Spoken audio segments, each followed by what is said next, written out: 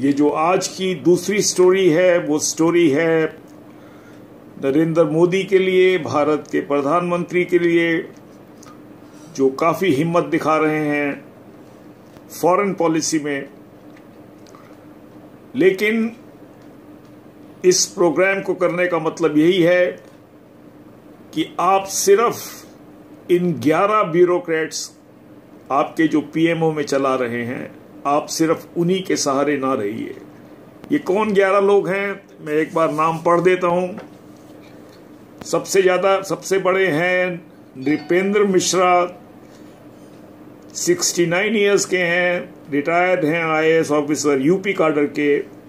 के दोवल, वो भी 69 के हैं, नेशनल सिक्योरिटी एडवाइजर हैं, काफी कॉम्पिटेंट आदमी हैं।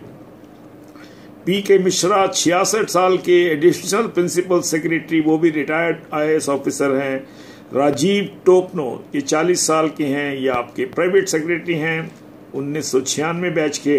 जगदीश ठक्कर, ये 70 साल के हैं और आपके पब्लिक रिलेशंस ऑफिसर हैं। पहले वो आपके पीआरओ थे जब वो आप गुजरात चीफ मिनिस्टर थे 1979 से। उसके बाद हैं के शर्मा, 52 साल के, जॉइंट सेक्रेटरी हैं आपके पीएमओ के अंदर।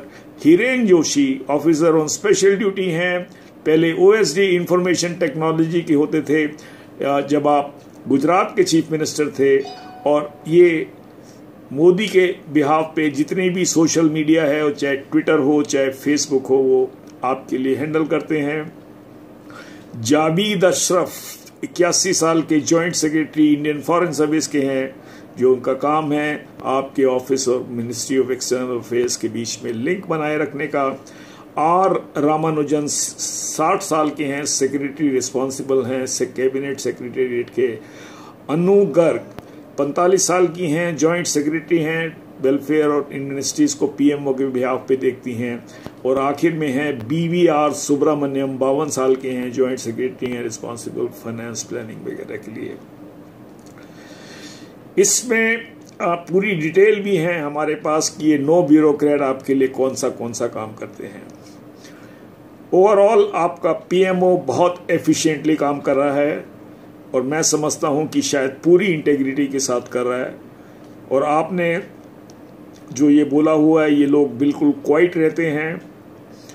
और आप जो है प्राइम मिनिस्टर का जो ऑफिस है उसको एफिशिएंटली रन कर रहे हैं। मेरी आपसे जो सबसे बड़ी समस्या ये खड़ी हो रही है कि 5-6 मिनिस्टर कैबिनेट के आपके कॉम्पिटेंट हैं, 5-6। मैं उनका नाम नहीं लेना चाहता, आपको भी मालूम है, सारे हिंदुस्तान को मालूम है कि ये कौन 6 मिनिस्टर हैं जो काम कर रहे हैं। लेकिन उसके साथ जितनी लंबी बड़ी आपने वहां भीड़ लगा रखी है, कहीं से आपने ट्राइबल ले आए हैं, कहीं से आप किसी जात का ले आए हैं, इसलिए ले आए हैं कि उनसे पता लगे, उनसे उनको वोट बैंक मिलता रहे। ये आप बहुत बड़ी गलती कर रहे हैं। नरेंद्र मोदी आपको कोई चैलेंज करने वाला नहीं है 2019 तक। और आपको जो काम करना है, आपको पार्टी से नहीं, बाहर से भी आप 10-12 नए कैबिनेट मिनिस्टर्स लाइए, उनको हटाइए। जो वहां पर ऐसे लोग बैठे हुए हैं मिनिस्टर बन के, जिनको एक पन्ना अंग्रेजी का ना लिखना आता ना पढ़ना आता, ना उनको ये पता उनको क्या करना है, गाड़ियां लेके घूम रहे हैं इधर से उधर। इससे नुकसान किसी का नहीं होना, इससे नुकसान आपका होना है, नुकसान बीजेपी का होना है। क्योंकि जितना आपकी सरकार काम कर सकती थी, आप इस समय उसका सिर्फ आधा ही कर पा रहे हैं। आधा काम जो इन बाकी मिनिस्टर्स को करना था, वो काम कोई नहीं कर रहा है। तो ये मैं इस पर्टिकुलर चीज के लिए मैं आपको बता रहा हूं। और तीसरा, हम आपको एक बात और बता दें, हम बार बार इस चीज को बोले जा रहे हैं, इलेक्टोरल रिफॉर्म्स ले आइए, लोकपाल को ले आइए, सीबीआई को इंडिपेंडेंट बना दीजिए, आप जो हैं जुडिशियल रिफॉर्म्स लाइए, कोर्ट्स के अंदर लाखों केस पड़े हुए हैं, लोग दिन पे रोज आते हैं, धक्के खा के चले जाते हैं। इस कंट्री में एडल्ट्रेशन के खिलाफ कुछ नहीं हुआ है। इस कंट्री के अस्पतालों की हालत खराब है। इस कंट्री की सड़कों की हालत खराब है। इस कंट्री के ट्रैफिक का हालत खराब है। इस कंट्री में बच्चों के खाने के लिए रोटी नहीं है। इस कंट्री में लोगों को पीने का पानी नहीं है। इस कंट्री के अंदर यह भी नहीं पता लोगों को, औरतों को, कि कब कोई पुलिस वाला आएगा और उसके साथ रेप कर देगा। ये मेरा प्रोग्राम सिर्फ इसीलिए है।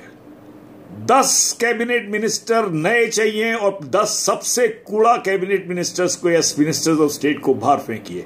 अगर आप नहीं साफ करते हैं, हिंदुस्तान की पब्लिक छोड़ने वाली नहीं है। आम यंग आदमी को नौकरी नहीं मिल रही है, कोई जॉब नहीं है, बाजार के अंदर कोई मूवमेंट नहीं है। मैंने कई बिजनेसमैनों से बात की है, अभी तक जो डीमोनेटाइजेशन का जो स्टेप लिया था उसके बाद अभी तक रिकवरी पूरी नहीं हुई है और अभी टाइम लेगी। इसी के लिए मैं आपको ये करते हुए, hire more ministers, sack incompetent ministers. Thank you.